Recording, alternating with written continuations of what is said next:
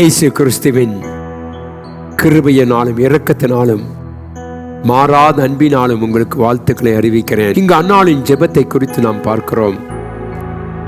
அன்னாள் ஜெபம் பண்ணி தேவ சமூகத்திலே முற்றிலுமாய் தன்னை தாழ்த்தி ஒப்பு கொடுக்கிறாள். தேவனுடைய பிள்ளையே, நம்முடைய ஆண்டவரை குறித்து அவள் சொல்லும் பொழுது அவள் சொல்லுகிறாள், 2 அதிகாரம் 6வது வசனத்திலே, கர்த்தர் கொல்லுகிறவரும் உயிர்ப்பிக்கிறவருமாய் இருக்கிறார்.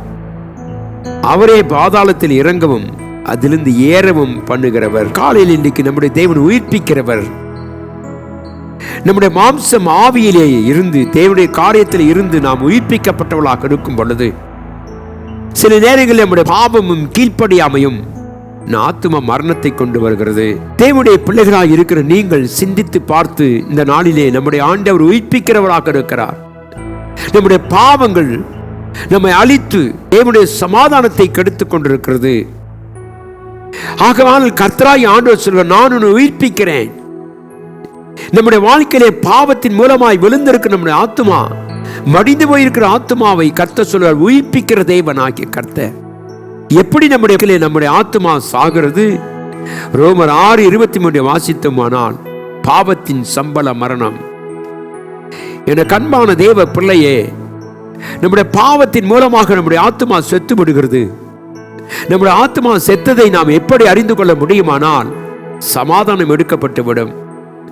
தேவனிடத்திலே போர்வதற்கு தைரியம் இருக்காது.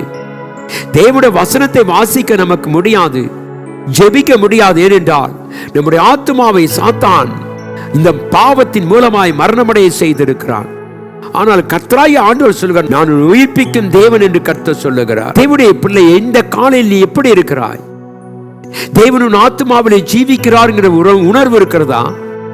உன்னை பாவத்திலிருந்து தூக்கி எடுத்த ஆண்டவர் உன்னை உயிரோடு, உன்னை ஜீவனோடு வைத்து உன் ஆத்துமாவுக்கு நித்திய ஜீவனை கொடுத்திருக்காரா? சிந்தித்து பார்ப்போம். வேதம் சொல்லி எதற்காக கர்த்தர் நம்ம உயிர்ப்பிக்கிறார்? சங்கீதம் 80:18 அவருடைய நாமத்தை தொழுது கொள்ளும்படியாக. என கண்பான தெய்வ ஜனமே, கர்த்தர் நம்மை உயிர்ப்பித்ததுக்கு ஒரு காரணம் என்ன? உளையான சேற்றிலும் ஊழையோட அவாந்தர வழியில் இருந்து நம்மை கர்த்தர் தெரிந்தெடுத்து நம்ம உயிர்ப்பித்ததுக்கு காரணம், நீ அவரை தொழுது கொள்ள வேண்டும்.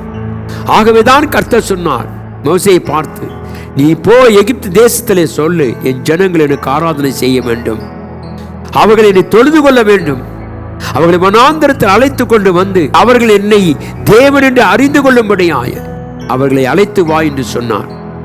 இந்த காலவெளியில் தேவனுடைய பிள்ளையை, உன் ஆத்துமாவை கர்த்தர் மீட்டிருக்கிறார்கள் நம்பிக்கை உனக்கு உண்டா? பாவத்தினாலே உன்னுடைய ஆத்துமாவும் என்னுடைய ஆத்துமாவும் மறைத்து போயிருக்கிறபடினாலே, இது அன்னால் சொல்வது போல கர்த்தர் நம்மை உயிர்ப்பிக்கிறவராக இருக்கிறார். இந்த கால வேளையிலே தேவனுடைய பிள்ளையின் ஆத்துமா மரித்து போயிருக்குமானால் உணர்ந்து கொள், ஏதோ ஒன்று உன் ஆத்துமாவை கெடுத்து கொண்டிருக்கிறது. அதை கர்த்தரிடத்திலே கொண்டு வா. பாவத்தின் சம்பளம் மரணம் என்று சொன்ன தேவன் உன்னை விடுவிக்க அவர் ஆயத்தப்படுகிறார். உன்னை உயிர்ப்பிக்க விரும்புகிறார். உணர்ந்த எலும்புகளை உயிர்ப்பிக்க செய்த ஆண்டவர் உன்னை என்னையும் உயிர்ப்பிக்க வல்லவராக இருக்கிறார். சொல்லும் ஆண்டவரை, நீர் எங்களை உயிர்ப்பிக்கிற தேவனாக இருக்கிறதுக்காக ஸ்தோத்திரம். இந்த காலவெளியே உன்னுடைய ஆத்துமா இன்றைக்கு ஒருவேளை பாவத்தில் மரித்து போயிருக்குமானால், ஒருவேளை தேவனை ஏற்றுக்கொண்டு பின்மாற்றத்தில் போயிருப்பாயானால், இந்த காலை செய்தி உனக்கு ஒரு ஆசீர்வாதமாக இருக்கும். நீ சொல்லலாம், கர்த்தர் மரித்து போயிருந்த என்னை கர்த்தர் உயிர்ப்பித்தார். எதற்காக? அவரை நாம் தொழுது கொள்வதற்கும் அவரை நாம் மகிழ்ச்சியாய் இருப்பதற்கும் கர்த்தர் நம்ம உயிர்ப்பித்திருக்கிறார். இந்த நம்பிக்கையோடு இந்த கால வழியில நம்முடைய ஆத்மாவை சோதித்து பார்த்து நலமான வழியிலே செல்ல ஆவியானவர் உதவி செய்வாராக. நாம் கண்களை மூடி ஜெபிப்போம். நேற்றும் என்றும் என்று மாறாத தேவனாகிய கர்த்தாவே, நாங்கள் ஒரு காலத்திலே பாவத்திலே விழுந்து எங்கள் ஆத்மா செத்து மரித்து போயிருந்ததையா, ஆனால் நீரோ எங்களிடத்திலே வந்து உடைய சொந்த இரத்தத்தினால் எங்களை மீட்டெடுத்து எங்களை உயிர்ப்பித்ததுக்காய் ஸ்தோத்திரம். ஆசீர்வதிங்கய்யா. எங்கள் ஆத்மா மீண்டுமாய் உலகத்தோடு போய் ஆத்மாவிலே நாங்கள் கர்த்தாவை நித்திய ஜீவனை இழந்து விடாதபடிக்கு நீர் எங்களுக்கு உதவி செய்யும். இந்த செய்தியை கேட்டுக்கொண்டிருக்கிற ஒவ்வொரு பிள்ளைகளையும் ஆசீர்வதிங்க. யூடியூப் நேயர்களையும் ஆசீர்வதித்து நல்ல காரியங்களையும் தேவன் எங்களுக்கு செய்கிறதுக்காய் ஸ்தோத்திரம். ஆசீர்வதி மகிமைப்படுத்தும். இயேசுவின் நாமத்தில் ஜெபிக்கிறேன் அன்பின் நல்ல பிதாவே, ஆமென். கர்த்தர் தாமே நம் அனைவரோடும் இருந்து அவர் வருகை மற்றும் பாதுகாத்துக் கொள்ளுவாராக. ஆமென்.